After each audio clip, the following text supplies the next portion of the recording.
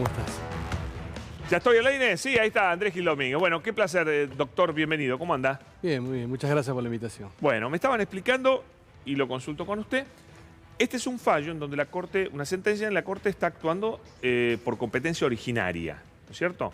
Tal vez un poco discutible, porque la ciudad no es provincia. No, la ciudad, si bien no es una provincia, comparte con las provincias el mismo lugar en la silueta federal y ya la jurisprudencia de la Corte le ha reconocido que es también un sujeto aforado de competencia originaria. Ya eso está cuando fuera. tiene conflicto con el Estado puede actuar la con Corte. otras provincias Ok. puede estar en competencia originaria de la Corte Suprema de Justicia. ¿Se puede recurrir una sentencia de la Corte cuando actúa como competencia originaria como esta sentencia? ¿Se puede recurrir? Sí, existe este recurso que es de reposición o revocatoria in extremis, que ha sido creado fundamentalmente por la propia jurisprudencia de la Corte Suprema, abonado por varios doctrinarios procesalistas muy importantes como Peirano, que es un recurso que se interpone contra una sentencia definitiva, contra una medida cautelar, cuando uno considere que existe una situación de injusticia extrema, de una arbitrariedad manifiesta profunda o una situación de imposibilidad fáctica de poder cumplir con aquello que se manda. Entonces, coincide bastante con... es una posibilidad la de interponer este recurso, Claro. Y también es una posibilidad cuando se interpone un recurso frente a una medida cautelar, si uno considera que un juez ha adelantado ya su posición de lo que tendría que hacer la cuestión de fondo, recusarlo. Con lo cual, está muy bueno lo que vos decías de plantear esto, que no es que el gobierno se ha plantado y ha dicho yo no voy a cumplir con un fallo de la Corte, No es sino eso. que está utilizando recursos procesales que se Están utilizan a su mano, que tiene derecho a en utilizarlos. cualquier proceso judicial, más allá después del resultado que se obtenga en Totalmente. definitiva. Presento este recurso y recuso a los jueces porque los jueces efectivamente ya han opinado sobre esto, porque han emitido el fallo anteriormente. Sí, uno puede considerar que en esa decisión cautelar, que no resuelve el fondo, pero hace un adelanto de jurisdicción, ya han adelantado su posición o su criterio respecto de la posición de fondo antes de que se produzca la prueba, se hagan los alegatos. Entonces yo los recuso. Supongamos que la Corte acepta la recusación, ¿no? En realidad si la rechaza no sé a dónde va esto, porque... yo sé. creo que A la ver, ¿qué Corte puede pasar? difícilmente acepte la recusación y difícilmente acepte El recurso. a reposición ¿Y ahí in yo extremis. tengo alguna instancia? No, la única instancia que se abre ahí es discutir no ya el fallo en sí mismo, sino cómo se ejecuta el fallo.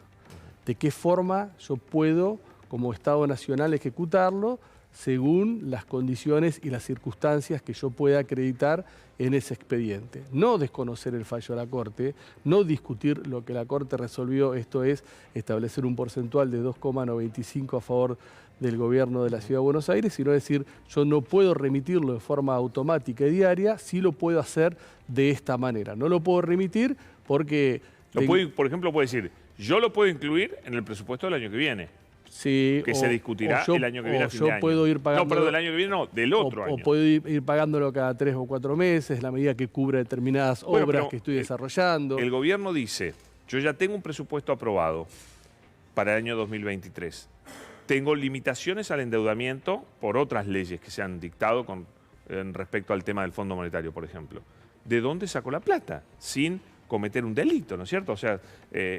Bueno, eso es una posibilidad que también es común en los procesos, ya sea cautelares o de ejecución de sentencia definitiva, hacer planteos de cómo se ejecuta aquello que se resolvió. Claro. Sin desconocer que lo que se resolvió es una sentencia, es una medida Pero, doctor, cautelar. hay algo que me decía también que es por lo menos exótico en este fallo, que es una medida cautelar contra un Estado que siempre va a responder.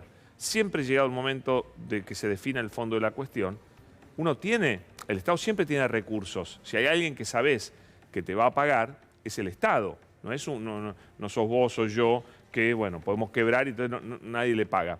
Entonces, que es raro que haya una medida cautelar de estas características. Bueno, no es una medida cautelar que embargue, sino es una medida cautelar que de alguna manera distribuye las cargas de las pretensiones. El Estado Nacional dice, yo quiero pagar solamente el 1,40, el gobierno de la ciudad pretende el 3,5 y hasta tanto se resuelva, establece un parámetro del 2,95. El problema que tiene el fallo es que en ningún momento expresa las razones, los argumentos por los cuales se llega a este porcentaje. Sí, el número es mágico. Es un número que no está fundado y todavía en el proceso no se produjo ningún tipo de prueba de la ofrecida por el gobierno ni para el Estado para tener algún tipo de parámetro. Entonces, Totalmente. esto sí es un serio defecto del fallo que puede ser atacado por un recurso in Otro extremis. punto es, este fallo de alguna manera está cambiando lo que establece una ley, ¿no? Para que la gente entienda. Cambia lo que dice la ley, porque la ley dice 1,40, ¿no es cierto? 1,40. La ley del 2020. De diciembre de 2020. De diciembre del 2020. Entonces el gobierno se pregunta, ¿la ley está vigente? ¿Por qué se suspende la aplicación de una ley sin declararla ni nula, ni inconstitucional, ni nada? Porque la medida cautelar lo que hace es suspender esa ley hasta tanto se resuelva en el fondo de la cuestión si esa ley es inconstitucional o inconstitucional conforme a las probanzas que se vayan generando. ¿Y esto es habitual? Sí, es habitual. ¿Esto Es habitual que se suspendan decretos, que se suspendan leyes. Cuando uno pide una medida cautelar y dice que se suspenda y que se abstenga el Estado de aplicar un decreto, aplicar una ley o Ahora, una causa concreta. Y que se aplique una medida cautelar cuando no hay un daño, porque acá, de hecho, lo que está pasando es que la Ciudad de Buenos Aires ya tenía esos fondos, los había recaudado, es decir, no había un daño inminente, un peligro. Insisto, el Estado es solvente, no hay un peligro, no hay una desfinanciación de nada, porque, insisto, la ciudad ya tiene financiamiento. Bueno, las medidas medida cautelares están sostenidas por la verosimilitud del derecho y por el peligro en la demora. La verosimilitud del derecho yo creo que está dada por el tratamiento que da la Corte en este sentido, yo estoy de acuerdo en cuanto a la defensa de la autonomía financiera de la Ciudad Autónoma de Buenos Aires. El peligro en la demora es mucho más discutible porque el gobierno de la ciudad cuenta con fondos, el gobierno de la ciudad recibió más fondos de lo que tiene que recibir oportunamente, y ahí eso es más discutible y también puede estar dentro de este planteo. Pero la Corte lo ha fundado en la necesidad de que tiene el gobierno de la Ciudad de Buenos Aires de contar con determinados fondos más allá del 1,40 para ejecutar determinadas obras o determinados objetivos que se establecieron en el presupuesto. Simplemente la cuestión de la policía, ¿no es cierto? No, no solamente la cuestión porque acá se combina. Por un lado es definir cuál tiene que ser el porcentaje que le corresponde en general a la Ciudad de Buenos Aires. De la coparticipación. Ese es un punto. Y por otro lado... Y lo otro, lo de la policía es una partida, no es por eso. ¿Y qué le agregarías? ¿Y cuánto le agregarías a eso que sería razonable respecto de la policía? Por eso a mí me parece que 1,40, que fue el nivel histórico con la policía, es muy poco, pero 3,5 con la policía es mucho. Y ahí es donde lamentablemente... Pero eso ahí no tenemos que sentar con los números. Efectivamente, es que lamentablemente la política falló acá. ¿Por qué está interviniendo la Corte Suprema? Porque fallaron primero las instancias políticas. No, pero esa es la excusa después Rosati para cualquier fallo te lo justifica diciendo, y si ustedes no se ponen de acuerdo, después yo hago lo que quiero y me vienen a decir que no les gusta la sentencia. No es bueno, así. Pero hubo como 10 audiencias en donde no se pusieron de acuerdo. Y había un número que en su momento rondó y estaba muy cerca, que era 250, 260, y la política no se quiso poner de acuerdo. Bueno, entonces, la política de Macri fue 375. Sí, después bajó a 350. Una locura. Después lo baja a 350, seguía siendo una locura. Pero aún aparte del gobierno de Larreta reconocía que 350 era mucho y que había que llegar a un número más razonable. Pero 1,40 con la policía tampoco es razonable. Entonces un número más o menos, y habían arribado un número que era 250, 260, pero en un momento de la política no quiso acordar, y entonces le dan la oportunidad a la Corte Suprema de que resuelva. Es que no resuelve tampoco. Bueno, sí, resuelve una medida cautelar. Una medida cautelar hasta que se resuelva la cuestión de fondo, que imagínate va a ser un proceso muy, muy largo. El problema que está teniendo la Corte últimamente es que, como la Corte no tiene plazos y maneja sus propios tiempos, cuando vos vas a dictar tantos fallos, porque decidís dictarlo, porque no hay un plazo para hacerlo, de tanto voltaje y contenido político, le tenés que dar mayor intervalo, más aire, porque si no, vas a un embudo y vas a un conflicto. Vas a un conflicto. Inexorablemente vas a un conflicto. Pero es que a mi juicio la Corte está, a ver, un poco desatada, ¿no es cierto?, en cuanto a la cantidad de fallos y lo seguido. Todo el Consejo de la Magistratura es muy polémico lo que ha hecho la Corte. Por más que uno pueda decir, bueno, en lo que resolvió la Corte eventualmente, esto no, resolvió la Corte está bien, los tiempos con los cuales se está manejando la Corte en temas de administrar este tipo de fallos que tienen un altísimo... me parece que no son los más inteligentes porque llevan a esto, llevan necesariamente a un conflicto de poderes. El otro día la Corte resolvió un conflicto con una acordada, que era el tema del juramento de los diputados. Sí, bueno, ¿Eso no es un poquito poco serio? No, eso me parece que no es acorde a derecho y aparte no es acorde a sus propios ¿No es acorde a derecho? No, no es acorde a derecho porque había una causa, primero que había una causa en trámite. Claro.